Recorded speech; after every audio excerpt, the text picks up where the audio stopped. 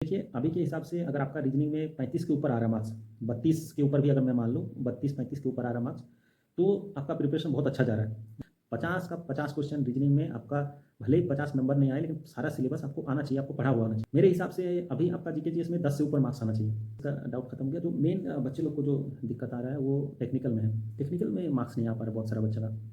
जब हम भी समझ रहे हैं ना, तो अब क्या करना है, अब आपको कोशिश करना है कि 30 दिन के अंदर मैक्सिमम चीज़ों को कवर अप करने के लिए। अब आपको किसी एक सब्जेक्ट को बहुत स्ट्रॉन्ग नहीं बनाना है, अब आपको सारा सब्जेक्ट को मैक्सिमम मार्क्स आए उस पे काम करना है। ऐसा इसलिए बता रहा हूँ क्योंकि SSC JEE data based factual question, straight forward question पे बेस है, बार बार रिपीट करता है चीज़ें। तो आप जब इसका प्रीवियस ईयर बना लीजिएगा ना, तो वो चीज़ आपको देख के ही तुरंत आपको क्लिक हो जाएगा कि ये क्वेश्चन मैं बनाई हूँ। इसका मैं आपको बताना चाहूँगा, जब आप एसएससी जेईई बुक बना रहे हैं या फिर जेईई का बुक बना रहे हैं, उसमें एक मेथड आप अपनाइए, बहुत सारे बच्चे लोग करते हुए मैं बता रहा हूँ, उसमें स्टार मेथड मैं बोलता हूँ उसको। हेलो फ्रेंड्स, आई होप आप लोग का जो तैयारी है वो काफ़ी अच्छा चल रहा होगा। आज से लेके देखा जाए तो हम लोग के पास 35 दिन के करीब टाइम है, लेकिन मैं 30 दिन मान रहा हूँ क्योंकि 5 दिन बहुत सारे फेस्टिवल हैं, तो उसमें आपका जा सकता है।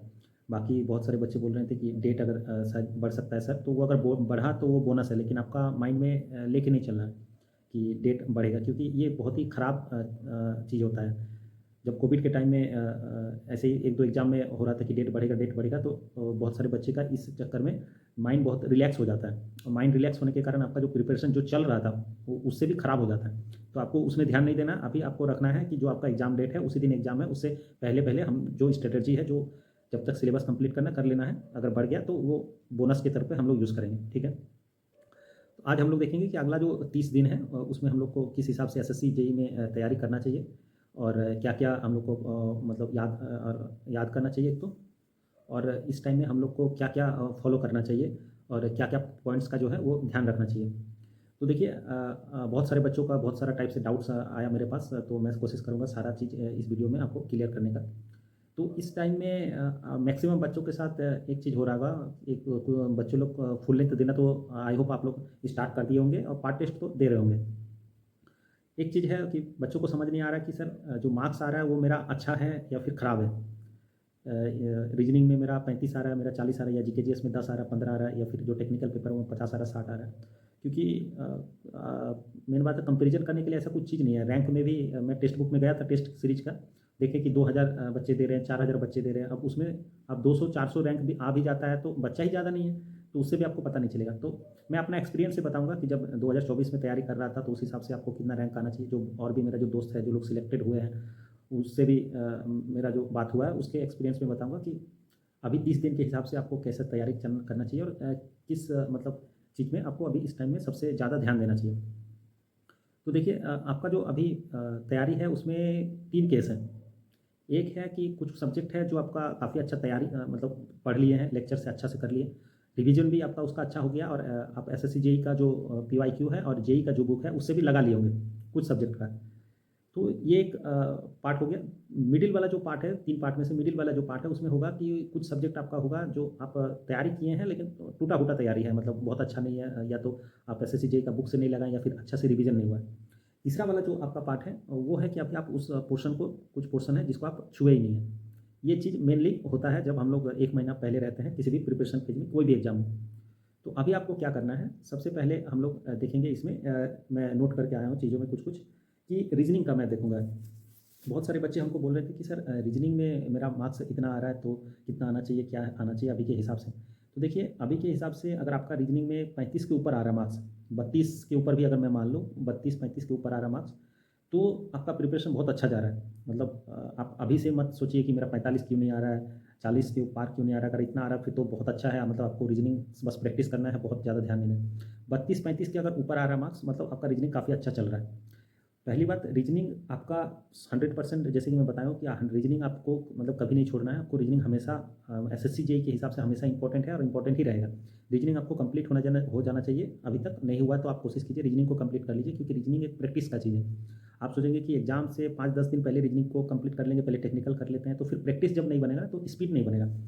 आपको आज भी अगर रीजनिंग का 50 क्वेश्चन दे दिया जाएगा कोई बच्चा को, और वो नहीं पढ़ा है, तो वो 50 में से 40 क्वेश्चन बना लेगा। अगर उसको इनफ टाइम दे दिया जाए, 4 घंटा 5 घंटा, तो वो धीरे धीरे बना लेगा। लेकिन एसएससी जेई का मेन मतलब ये है कि थोड़ा स्पीड मांगता है, तो रीजनिंग आते हुए भी नहीं बनेगा। तो रीजनिंग आपका 100% जो है आप कोशिश कीजिए जितना जल्द कंप्लीट हो सके रीजनिंग को आप कंप्लीट कर लीजिए। 35 के ऊपर अगर आपका मार्क्स आ रहा है, 40 के ऊपर मार्क्स आ रहा है, 32 के ऊपर मार्क्स आ रहा है, मतलब आपका रीजनिंग सही जा रहा है, आप तैयारी बहुत अच्छा आपका चल रहा है। अब आप रीजनिंग में क्या सुधार कर सकते हैं और मार्क्स को बढ़ाने के लिए आप क्या कर सकते हैं, इस पर थोड़ा डिटेल देखते हैं।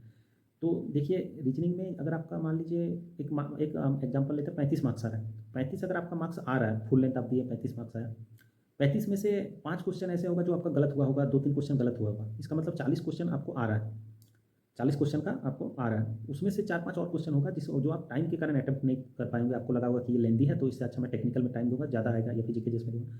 तो आपको एक चीज़ मैं मान के चल रहा हूँ कि 45 जो क्वेश्चन था, वो 45 क्वेश्चन आपका जो है वो आ रहा है, बस 5 क्वेश्चन नहीं आ रहा है, तो वो 5 क्वेश्चन आपको छोड़ना नहीं हो, 5 क्वेश्चन का जो सिलेबस अगर आप नहीं पढ़े, वो 5 क्वेश्चन का सिलेबस आपको कंप्लीट करना है। 50 का 50 क्वेश्चन रीजनिंग में आपका भले ही 50 नंबर नहीं आए, लेकिन सारा सिलेबस आपको आना चाहिए, आपको पढ़ा हुआ आना चाहिए। ये चीज़ एक पहली बात। रीजनिंग में आप इतना ही कीजिए और प्रैक्टिस करते रहिए और रीजनिंग हो जाएगा, इतना ही। उसके बाद आते हैं जीके जीएस। देखिए जीके जीएस को मतलब समझ पाना कि मेरा तैयारी जीके जीएस में कैसा है, कितना नंबर अभी आना चाहिए, अभी तो 30 दिन एग्जाम बाकी है, तो इस हिसाब से अभी कितना नंबर आना चाहिए, बहुत ट्रिकी चीज़ है ये। बहुत मतलब आपको पता नहीं चलेगा कि बहुत सारे बच्चे मेरे से पूछ रहे हैं कि सर जीके जीएस में इतना नंबर आया तो मेरा तैयारी कैसा है, मतलब कैसा और कितना पढ़ना चाहिए। पता चला अभी जीके जीएस में मान लीजिए आपका 20 आ रहा है और आपको लग रहा है जीके जीएस तो बहुत खराब है, मेरा बहुत 20 ही नंबर आ रहा है बस, और आप पढ़े जा रहे हैं जीके जीएस पढ़े जा रहे हैं और टेक्निकल में आप छोड़ दिए। तो ऐसे नहीं करना, 20 अगर किसी का आ रहा है तो वो बहुत अच्छा नंबर है भाई, मैं बता रहा हूँ ये चीज़, और ये सही बात है, क्योंकि अभी 30 दिन बाकी है, अभी तो आपका नंबर और बढ़ेगा। अभी आपका स्टैटिक जीके मजबूत होगा, करंट अफेयर्स मजबूत होगा, उसके बाद जो रिवीजन है वो होगा, तो अगर उसके बाद भी मतलब आपका इतना नंबर आ रहा है, इसका मतलब जीके जीएस आपका बहुत स्ट्रांग है। मेरे हिसाब से अभी आपका जीके जीएस में 10 से ऊपर मार्क्स आना चाहिए, और जो मेन मेन सब्जेक्ट है, जो बड़ा सब्जेक्ट है, हिस्ट्री हो गया, पॉलिटी हो गया, इकोनॉमिक्स हो गया, ज्योग्राफी बायोलॉजी हो गया, ये आपका अभी तक मेरे हिसाब से कंप्लीट हो जाना चाहिए, क्योंकि ये सब रिवीजन मांगता है। जीके जीएस जो है ये रिवीजन मांगता है, जो रीजनिंग है ये आपको रिवीजन नहीं मांगता है, रीजनिंग आपका प्रैक्टिस मांगता है, लेकिन जीके जीएस जो है ये आपका प्रैक्टिस के साथ साथ रिवीजन मांगता है, प्रैक्टिस से ज़्यादा इंपॉर्टेंट है जीके जीएस में रिवीजन करना। तो जो बड़ा बड़ा मैं जो सब्जेक्ट बताया, हिस्ट्री, पॉलिटी, इकोनॉमिक्स, ज्योग्राफी और बायोलॉजी, साइंस जो वगैरह है, वो मेरे हिसाब से कंप्लीट होना जाना चाहिए। अगर नहीं कंप्लीट हुआ तो कोशिश कीजिए, अब तो बहुत जैसे जितना शॉर्ट में हो सके, मतलब बहुत डिटेल में नहीं जाना है। देखिए आपके पास टाइम लिमिटेड है, और एक दिन में जो 30 दिन का टाइम में, एक दिन में भी टाइम लिमिटेड है। कोशिश कीजिए ना कि एक ही चीज़ में पूरा घुस नहीं जाना है, सबको एक टाइम डिवाइड करना है। थोड़ा सा जीके जीएस में भी जाना है, थोड़ा सा रीजनिंग में भी जाना है, थोड़ा सा टेस्ट भी देना है, थोड़ा सा एसएससी जेईई का पीवाईक्यू भी बनाना है, फिर आपका टेक्निकल भी देखना है, तो इस तरह करना है। इसलिए मैं बता रहा हूँ। तो जीके जीएस बहुत सारे बच्चे हैं कि सोचे होंगे कि सर जीके जीएस को लास्ट करेंगे क्योंकि भूल जाते हैं, तो चलिए उसका एक अलग केस है अगर ऐसा सोचे हैं तो, लेकिन लास्ट में आपका रिवीजन भी तो करना है। तो जीके जीएस ही पता चला पढ़ रहे हैं, टेक्निकल में गोल हो गए इधर, तो ये भी नहीं करना। बाकी जो कुछ मतलब जीके जीएस में नहीं हो रहा है, तो एक तो करंट अफेयर्स अभी आपका है, और एक स्टैटिक है। स्टैटिक को देखिए बार बार पढ़ने से स्टैटिक बनेगा, स्टैटिक एक दिन में याद नहीं होगा, स्टैटिक धीरे धीरे धीरे धीरे आपका मतलब एक सीढ़ी जैसा है, उसको जितना पढ़ते जाइएगा आप ऊपर जाते जाइएगा। करंट अफेयर्स भी इसी टाइप का है। तो जीके जीएस अगर आपका 10 से ऊपर आ रहा है, मतलब आप ठीक रास्ता पे जा रहे हैं, 15 के ऊपर है मतलब बहुत अच्छा है, 10 से नीचे है तो थोड़ा सा कोशिश कीजिए अच्छा करने का, क्योंकि थोड़ा सा आप लैग कर रहे हैं। मेरे हिसाब से अभी 30 दिन है, तो आप 20 के ऊपर क्रॉस कर जाएगा, जिसका 10 के नीचे आ रहा है वो धीरे धीरे चीज़ें, अभी बहुत सारा उनका होगा जिसका 10 के नीचे आ रहा है कि ये चीज़ नहीं पढ़े हैं, ये पढ़ने के बाद कोई साइंस नहीं पढ़ा तो 4-5 नंबर वहाँ स्कोप हो जाएगा, कोई अगर करंट अफेयर्स नहीं पढ़ा तो वहाँ 4-5 स्कोप हो जाएगा, तो ऐसे करके बढ़ जाता है। आई होप 2 चीज़ मैं क्लियर कर दिया हूँ कि रीजनिंग आपका अभी तक अगर 32 से 35 नंबर के ऊपर आ रहा है, इसका मतलब आपका तैयारी ठीक जा रहा है, टेंशन नहीं लेना। मेन जो मेरा वीडियो बनाने का जो पर्पस है, आपको एक चीज़ ये बताना कि आपका तैयारी कैसे जा रहा है, और आपको तैयारी मतलब टेस्ट सीरीज से आपको पता इसलिए नहीं चल रहा तैयारी, क्योंकि टेस्ट सीरीज में बच्चा बहुत कम है। हम देखें टेस्ट सीरीज हम मतलब आज कल दिए थे ऐसे ही कि सबमिट कर दिए, 0 क्लिक पे ही सबमिट कर दिए, 0 नंबर आया था। तो हम एनालिसिस करना था हमको कि टेस्ट सीरीज में बच्चा कितना दे रहा है, कितना मार्क्स पे। एक टेस्ट सीरीज हम देखें चौथा पाँचवा था, उसमें 92 नंबर पे ही 300 या 400 रैंक दिखा रहा था। तो अब बच्चा सोचेगा कि 400 रैंक आ रहा है, मेरा तो सीट ही तो बहुत सारा है, तो फिर तो मैं तो अच्छा हूँ, लेकिन बच्चा ही कम है उसमें, इतना सारा कम बच्चा है, 100 रैंक दिखा रहा है 102 104 मार्क्स पे। तो टेस्ट सीरीज से अभी आप एनालिसिस नहीं कर पाएंगे। टेस्ट सीरीज को बस आपको प्रैक्टिस के तौर पे लेना है, और टेस्ट सीरीज एक इंपॉर्टेंट चीज़ है। हो सकता है जब एसएससी जेईई पास आ जाए उस टाइम टेस्ट सीरीज में कैंडिडेट बढ़ जाए, तो उस टाइम आपके लिए बहुत फ़ायदा है। तो रीजनिंग का आपका डाउट खत्म हो गया, जीके जीएस का डाउट खत्म हो गया। जो मेन बच्चे लोग को जो दिक्कत आ रहा है वो टेक्निकल में है। टेक्निकल में मार्क्स नहीं आ पा रहा बहुत सारा बच्चा का। जब हम भी थे, मेरा भी टेक्निकल में थोड़ा दिक्कत आ रहा था उस टाइम। तो देखिए टेक्निकल में जैसे कि 3 कैटेगरी में बाँटा ना कि कुछ सब्जेक्ट आपका अच्छा से हो गया है। क्या होता है ना, जब हम लोग को कुछ सब्जेक्ट जो अच्छा लगता है पढ़ने में, फिर वो अच्छा से पढ़ लेते हैं पहले वीडियो लेक्चर से, फिर उसका नोट्स भी बना लेते हैं बढ़िया से, फिर उसका रिवीजन भी बढ़िया से कर लेते हैं, फिर एसएससी जेईई का पीवाईक्यू भी बना लेते हैं, फिर जेईई का पीवाईक्यू भी बना लेते हैं। सोचते हैं सर बोला है तो सारा चीज़ करना है। पता चला इसी चक्कर में आप बहुत टाइम दे दिए 2-3 सब्जेक्ट में, लेकिन वो अच्छा है उसमें आप दे दिए, लेकिन बाकी सब बच गया। समझ रहे हैं ना? तो अब क्या करना है, अब आपको कोशिश करना है कि 30 दिन के अंदर अंदर मैक्सिमम चीज़ों को कवर अप करने के लिए। अब आपको किसी एक सब्जेक्ट को बहुत स्ट्रॉन्ग नहीं बनाना है, अब आपको सारा सब्जेक्ट को मैक्सिमम मार्क्स आए उस पे काम करना है। तो एक चीज़ है कि आपको एक चीज़ देखिए कि जो मैक्सिमम जो इम्पोर्टेंट सब्जेक्ट है, जैसे मैकेनिकल में मैं एक वीडियो बनाया था, बताया था आपको कि 50% 60% का सिलेबस में ही 80% 80 नंबर 85 मतलब 85 नंबर तक आ जाता है। तो उसका आप अगर कंप्लीट हो गया, आपका वीडियो लेक्चर से कंप्लीट हो गया है, नोट्स वोट्स बना लिए रिवीजन वाले, तो बहुत सारे बच्चे होंगे जो एसएससी जेईई का भी पीआईक्यू नहीं बनाएंगे। मैं बता रहा हूँ, अगर कोई बच्चा यहाँ पर मेरा वीडियो देख रहा है, कमेंट कीजिएगा, अगर एसएससी जेईई का पीआईक्यू नहीं बनाए तो आपको कम से कम 10 से 15 नंबर, उससे भी हो सकता है कम मार्क्स अभी आ रहे होंगे। आपका मार्क्स टेक्निकल में अच्छा आएगा ही नहीं। एसएससी जेईई का या जेईई का अगर पीआईक्यू नहीं बनाया, जिस दिन आप एसएससी जेईई और जेईई का पीआईक्यू आप बना लिए, कम से कम आपका 10-15 नंबर, उससे भी ज़्यादा बढ़ेगा, लेकिन मैं ये बता रहा हूँ कम से कम बढ़ेगा उतना 10-15 नंबर। मतलब इसका कोई तोड़ नहीं है, जो आपको बनाने पड़ेगा। ऐसा इसलिए बता रहा हूँ क्योंकि SSC JEE data based factual question, straight forward question पे बेस है, बार बार रिपीट करता है चीज़ें। तो आप जब इसका प्रीवियस ईयर बना लीजिएगा ना, तो वो चीज़ आपको देख के ही तुरंत आपको क्लिक हो जाएगा कि ये क्वेश्चन में बनाई हो, इसका टिक मारिए। आता है नहीं आता है ये तो बात का सवाल है, टिक जैसे ही मारे, देख के टिक मार रहे हैं, इसका मतलब वहाँ आपका टाइम सेव होगा। उसी क्वेश्चन को आप सोच के बनाइएगा, अच्छा से ध्यान से देख के बनाइएगा, तो हो सकता है वो क्वेश्चन आपका 40 सेकंड 50 सेकंड ले लें। लेकिन अगर आप एसएससी जेईई का पीवाईक्यू बना के रहेगा, मल्टीपल टाइम बना के रहेगा, तो वो 5 सेकंड में बनाएगा। तो वो जो टाइम बच गया ना, वो टाइम आप कहीं और यूज कीजिएगा, इसलिए नंबर बढ़ जाता है। समझ पा रहे हैं? कॉन्सेप्ट आपको हो सकता है अभी भी आ रहा हो, कॉन्सेप्ट जो लोग गेट कर रहा है, जो लोग मतलब अच्छा टेक्निकल में अच्छा नॉलेज रखते हैं, वो लोग भी बना लेगा, लेकिन उन लोग को टाइम लगेगा वो चीज़। इसलिए मैं ज़्यादा मतलब स्ट्रेंथ देके बोलता हूँ कि एसएससी जेईई का पीवाईक्यू और जेईई का पीवाईक्यू होना चाहिए। अब देखिए बहुत सारा ऐसा बच्चे हैं जो लोग टेक्निकल में थोड़ा डायलेमा में है, जैसे कुछ सब्जेक्ट नहीं किया, तो आप 80-85 नंबर का जो कुछ सब्जेक्ट होता है, सबसे पहले उसको कवर कीजिए। उसको कवर करने के जो इंपॉर्टेंट सब्जेक्ट है ना, जैसे मैकेनिकल में एफएम हो गया, थर्मो हो गया, आईसी इंजन, ऐसे सिविल में भी होता है। वो आपको छोटा सा किसी वीडियो में देखिएगा, 2 मिनट 4 मिनट का वीडियो में आपको पता चल जाएगा। इलेक्ट्रिकल में भी ऐसा सब्जेक्ट होता है। उस सब्जेक्ट के लिए जो बता रहा हूँ, जो 5-6 को सब्जेक्ट होता है जिसमें मैक्सिमम वेटेज रहता है, उस सब्जेक्ट को आपको एकदम नेगलेक्ट नहीं करना। उस सब्जेक्ट के लिए सिंपल प्रोसेस है, वीडियो लेक्चर से अच्छा से करना है, नोट्स से अच्छा से करना है, शॉर्ट नोट से रिवीजन करते रहना है। उसके बाद आपको एसएससी जेईई का पीवाईक्यू बनाना है, और जेईई का जो बुक का है, अगर बहुत क्वेश्चन है, मान लीजिए एक ही जो सब्जेक्ट है उसमें 1000 क्वेश्चन है, तो टॉप 30% बना लीजिए आप। ये बता रहा हूँ जो इंपॉर्टेंट सब्जेक्ट है जिसमें ज़्यादा वेटेज है, उसको आपको अच्छा से करना है। टॉप 30% जेईई का बुक का, मतलब 1000 क्वेश्चन है तो आप उसका 300-400 क्वेश्चन बना दिए। उसमें जो क्रीमी क्वेश्चन होता है ना, वो छट जाता है। बाकी क्या है कि जो 30% आप क्वेश्चन बनाएं, उसी क्वेश्चन में थोड़ा डाटा बेस चेंज करके अलग क्वेश्चन, बाकी जो 500-600 क्वेश्चन बच जाएगा, उसी क्वेश्चन देखिएगा, इसी कॉन्सेप्ट पे अलग थोड़ा सा डाटा चेंज करके कभी किसी और एग्जाम में पूछ लिया, कभी किसी और एग्जाम को पूछ लिया, तो मतलब मेन जो कॉन्सेप्ट है वो 30% क्वेश्चन में आ जाता है आपका। तो ये चीज़ आपको करना है जो इंपॉर्टेंट सब्जेक्ट का है, और हो जाएगा। अभी 30 दिन है तो इनफ टाइम होता है, वो इतना हो जाएगा। अब देखिए जो चीज़ जो बच गया, जो सब्जेक्ट जो बहुत ज़्यादा इंपॉर्टेंट नहीं है, उसका आप सिर्फ एसएससी जेईई का मतलब आप पीवाईक्यू बना लीजिए और पढ़ लीजिए। एसएससी जेईई का पीवाईक्यू बना लीजिए, और अगर हो पाएगा तो 10% क्वेश्चन बना लीजिए बस जेईई का पीवाईक्यू। और अगर नहीं भी हो पाएगा तो आप एसएससी जेईई का पीवाईक्यू बना के रिवीजन शॉर्ट नोट से कर लीजिए। बाकी जो बचा, जिसको आप अभी तक नहीं पढ़े टेक्निकल में, उसको आपको अपने से थोड़ा एनालिसिस करना पड़ेगा कि वो सब्जेक्ट कितना वेटेज है, कैसे वेटेज रखता है। अगर ज़्यादा वेटेज है तो कितना टाइम देना है। ऐसा नहीं कि पता चला आप डिटेल वीडियो में घुस गए और 5-7 दिन 2-4 नंबर का ही आता है और 5-7 दिन उसमें आप दे रहे हैं, तो दूसरा वो 2-4 नंबर के कारण आपको पता चला इधर आपका रिवीजन कम बच जाएगा। जीके जीएस का आप अगर छोड़ दिए तो भूल जाएंगे, प्रैक्टिस अगर रीजनिंग में छोड़ दिए तो कम हो जाएगा। तो इधर आपको मतलब देख के चलना है वो चीज़, ठीक ना। अब उसके लिए सबसे जो मेरे को जो बेस्ट लगता है कि एक शॉर्ट रिवीजन का देख लीजिए। टेक्निकल में थोड़ा बहुत नॉलेज होगा, शॉर्ट रिवीजन का एक बैच देख लीजिए, शॉर्ट नोट्स देख लीजिए, एसएससी जी का पीवाईक्यू कर लीजिए, और अगर जेई का अगर टाइम होगा तो जेई का टॉप 10%, उसमें ज़्यादा डीप नहीं जाना है, सारा क्वेश्चन नहीं बना, टॉप 10% कर लीजिए, बस इनफ है। टेक्निकल का आप ध्यान से अगर सुने होंगे तो ये टेक्निकल का बहुत अच्छा तरीका है पढ़ने का।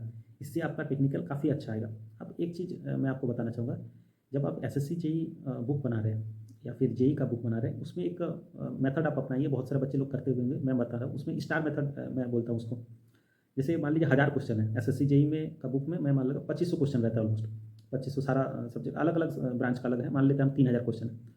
आप उस 3000 क्वेश्चन में जब आप अच्छा से आपका टेक्निकल एक थोड़ा बहुत स्ट्रांग हो जाता है, अच्छा से पढ़ लेते हैं, तो 3000 में क्वेश्चन में ऐसा क्वेश्चन होता है जो 1500 क्वेश्चन आपको मतलब बहुत ईजी लगेगा। लगेगा कि मल्टीपल टाइम जैसे एक ही कॉन्सेप्ट पे 3-4 बार पूछा गया है, 5-6 बार पूछा गया है, तो ऐसा करके 1500 क्वेश्चन होता है। तो उस 1500 क्वेश्चन को आपको बिल्कुल मतलब नेग्लेक्ट कर देना। पहली बार करना है, दूसरा बार मतलब उसको टिक नहीं मारना, मतलब उसको कुछ नहीं करना, छोड़ देना, ऐसे ही पढ़ लेना है। पढ़ने के बाद मैं बता रहा हूँ, मतलब जैसे 3000 क्वेश्चन है उसको आप पढ़ लिए, तो कोई क्वेश्चन आया बहुत ईजी आया तो चलो यार हो गया, मतलब ये हो गया। दूसरा आया ये भी बहुत ईजी है, हो गया, ये भी बहुत ईजी है। चौथा क्वेश्चन में आपको लगा कि ये क्वेश्चन में ये कॉन्सेप्ट मेरे अच्छा नहीं लगता, मतलब मैं भूल जाता हूँ जल्दी या फिर गलती होता है, सिली मिस्टेक होता है, तो उसको आप सिंगल स्टार आप मार्क कर दिए कि ये इसको हमको देखना चाहिए, कि हो सकता है 4-5 दिन बाद ये कॉन्सेप्ट मैं भूल जाऊँगा, तो इसको देखना चाहिए। उसके बाद और आगे गए, ईजी आया, ईजी आया। उसके बाद आपको एक क्वेश्चन ऐसा मिलेगा जो आपको थोड़ा डिफिकल्ट लगेगा, लगेगा ये क्वेश्चन में हम बनाते हैं 2-3 बार बनाते हैं तो एक ही बार सही होता है ये क्वेश्चन, ये मतलब कॉन्सेप्ट भी नहीं अच्छा से आता है और ये रिवीजन मांगता है, मतलब बार बार ये इसका डाटा मैं भूल जा रहा हूँ, ये हो रहा। मतलब पहला स्टार से आपको दूसरा बार ज़्यादा बड़ा आपको मतलब ज़्यादा इंपॉर्टेंट लगेगा, तो उसको आप डबल स्टार दीजिए। फिर आप बनाते जा रहे हो, फिर आएगा आपको एक ऐसा टाइम, 1-2 क्वेश्चन मिलेगा जिसमें जो क्वेश्चन आपसे बनेगा ही नहीं, उसको आप गोल घेरा मतलब घेरा मार दीजिए या फिर 3 स्टार दे दीजिए। इसका मतलब है कि वो सबसे इंपॉर्टेंट है जो आपको बना ही नहीं। अब देखिए, जब आप रिवीजन कीजिएगा ना, तो मान लीजिए 3000 क्वेश्चन ऐसे से तो 1500 क्वेश्चन हट गया, बाकी 1500 क्वेश्चन बचा, तो आपका 50% मेहनत तो खत्म हो गया इधर। उसके बाद 50% मेहनत में भी जब सिंगल टिक वाला क्वेश्चन आएगा, आपको लगेगा ये क्वेश्चन ईजी है लेकिन ये क्वेश्चन बना नहीं है, तो ये तो जब रिवीजन कीजिएगा उसमें बहुत कम एफर्ट लगेगा आपको। पहले तो आपको लगेगा कि जो सिंगल टिक वाला क्वेश्चन है उसको एक ही बार रिवीजन करते हैं, लेकिन जो जो क्वेश्चन मेरे को बना नहीं उसको 3 बार रिवीजन करेंगे हम। फिर जो डबल टिक वाला क्वेश्चन है उसको 2 ही बार रिवीजन करेंगे। इससे क्या होगा कि जो क्वेश्चन ज़्यादा इंपॉर्टेंट है या फिर जो क्वेश्चन आपके लिए टफ है उसको आप ज़्यादा टाइम दे रहे हैं, जो क्वेश्चन आपके लिए ईजी है उसको आप कम टाइम दे रहे हैं। इससे क्या है कि आप अपना जो एनर्जी है, जो रिसोर्सेज है, जो टाइम है, वो परफेक्ट जगह पर लगा रहे हैं। आप 10 घंटा अगर टाइम दे रहे हैं तो ऐसा नहीं है कि जो क्वेश्चन ईजी है जो आ रहा है उसमें आप 5 घंटा दे रहे हैं, जो टफ है उसमें भी आप 5 घंटा दे रहे हैं। इससे क्या है कि ईजी वाला और ईजी करके आपको कोई फ़ायदा नहीं है, जो टफ वाला है उसको आपको ईजी मिलाना है। समझ रहे? तो ये मैं तरीका यूज़ करता, तो आई होप ये आपको कुछ फ़ायदा करे। और बाकी एक चीज़ और है कि जब आप टेस्ट दे रहे हैं, आप फुल लेंथ सब देने लगेंगे, जैसे कि बताया था कि टेस्ट भी देने का मैं 1-2 वीडियो में बताया हूँ। टेस्ट आप जब भी दे रहे हैं तो आप उसको एनालिसिस ज़रूर कीजिएगा, बहुत इंपॉर्टेंट है। अगर 2 घंटा का टेस्ट है तो 2 घंटा, 3 घंटा जितना भी टाइम लगे, क्योंकि ये जो मैं बता रहा हूँ ये सब आपको भी अपना से भी एनालिसिस करना है। अपने से देखिए, आप अपने आप को जितना जानते हैं उससे आपको और कोई उतना नहीं जानता है। आप अपने एनालिसिस करते टाइम थोड़ा ऑनेस्ट रहिए, देखिए कि मेरा जीके जीएस में कहाँ मार्क्स नहीं आ रहा है, क्यों नहीं आ रहा है, उसको ठीक कीजिए। रीजनिंग में अगर नहीं आ रहा है तो कहाँ ठीक करना है, टेक्निकल में नहीं आ रहा है, और इसको थोड़ा सा कोशिश कीजिए कि हर सप्ताह में एक बार एनालिसिस कर लूँ। तो ऐसे एनालिसिस जब कीजिएगा तो आपको बहुत सारा क्वेश्चन आएगा जो आपसे नहीं बना होगा या फिर टफ होगा। तो जब आप बुक से बना रहे हैं उसमें तो आप स्टार मार लिए, लेकिन जब आप टेस्ट से बना रहे हैं ना तो उसमें आप सेव कर लीजिए उस क्वेश्चन को। ऐसे करके आप जो फुल लेंथ मान लीजिए 10 को फुल लेंथ दे दिए, अब 10 फुल लेंथ में क्या है, हर टेस्ट में आपको हो सकता है 20-30-40 क्वेश्चन आपसे नहीं बना, वो क्वेश्चन को आप बुक मार्क कर लिए। आप जब 10 टेस्ट दे दिए, आप रिवीजन का अगर आपको बोलेगा कि 10 टेस्ट रिवीजन कीजिए एग्जाम से 2 दिन पहले, तो आप शायद नहीं कर पाएँ, क्योंकि आपको और भी रिवीजन करना है, उतना टाइम भी नहीं है। लेकिन अगर कोई बोलेगा कि 20 क्वेश्चन हर टेस्ट का बुक मार्क किया हुआ है इंटू 10, मतलब 200 क्वेश्चन ही आपके पास है, तो कोई बोलेगा कि 200 क्वेश्चन रिवीजन कर लो, तो आप तो 2 घंटा में कर लीजिएगा, 2 घंटा में, 3 घंटा, 4 घंटा में कर लीजिए। ये कितना मतलब माइंड में कितना रिलैक्स हो गया कि आपको 200 क्वेश्चन ही बुक मार्क किया हुआ है, 200 क्वेश्चन देख लेते हैं। लेकिन वही कोई बोलेगा कि 10 को फुल लेंथ टेस्ट है, मतलब 200 इंटू 10, तो 2000 क्वेश्चन उसमें है, तो आप मतलब सोच के ही फिर नहीं कर पाइएगा। तो ये होता है खेला दिमाग का भी और अच्छा क्वेश्चन को बुक मार्क करने का भी। उससे क्या होता है कि बार बार जो इजी क्वेश्चन है वो रिपीटेशन नहीं होता है। तो आई होप आप लोग को ये चीज़ अच्छा लगा होगा, और कमेंट में बताइए कि आप लोग का कितना नंबर आ रहा है। एक पार्ट वाइज बताइए, रीजनिंग में मेरा इतना आ रहा है, और जीके जीएस में मेरा इतना आ रहा है, टेक्निकल में इतना आ रहा है। टेक्निकल में सब्जेक्ट भी आप लिख दीजिए, ताकि बच्चा लोग को यहाँ से अंदाज़ा लगे कि हाँ कैसे मार्क्स मतलब कितना आना चाहिए, या फिर कैसे रीजनिंग में कितना आ रहा है। ऐसा ना हो कि रीजनिंग में ज़्यादा एक्सपेक्ट कर रहे हैं और आ रहा है कम, या फिर जीके जीएस में ज़्यादा एक्सपेक्ट कर रहे हैं। तो ये चीज़ें थोड़ा कमेंट सेक्शन से भी मेरे को लगता पता है। बाकी कोई भी डाउट हो तो आप कमेंट कीजिए, हम कोशिश करेंगे कि उसका प्रॉपर रिप्लाई करने का। बाकी पर्सनली जुड़ने के लिए टेलीग्राम आप ज्वाइन कर सकते हैं। चलिए ठीक है।